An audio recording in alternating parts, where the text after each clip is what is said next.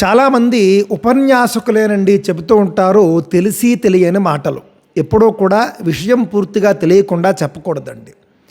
మీ జాతకం ఎలా ఉంటే అలా మీరు అనుభవించాల్సిందే. ఎవ్వడూ మార్చలేడు. మీ రాతని బ్రహ్మదేవుడైనా మార్చలేడు. ఇష్టానుసారం మాట్లాడడం అండి. ఇంక మరి అలాంటప్పుడు ఇన్ని వేదాలెందుకు, పురాణాలెందుకు, క్రతువులెందుకు, కర్మెందుకు? సాధారణంగా వేదానికి సంబంధించి పెద్దలు ఒక మాట చెబుతారండి. వేదం అనేటటువంటిది ఇష్టప్రాప్తి మరియు అనిష్ట పరిహారం కోసం అని చెప్పేసి, మనకు ఏది కావాలో దానిని సాధించుకునేలా చేసేది వేదం. మనకి ఏది వద్దో దానిని విసిరివేయగలిగేది వేదం.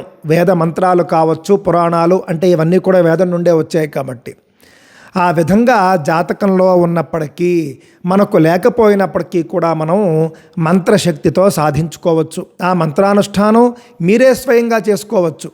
అంతేకాని ఈ పూజలన్నీ వ్యర్థం, మీరు ఏం చేసినా కూడా మీ జాతకాన్ని ఎవడో మార్చలేడు, ఈ మాటలు చాలా తప్పండి. అలాంటి మాటలు మాట్లాడకుండా ఉంటే మంచిది.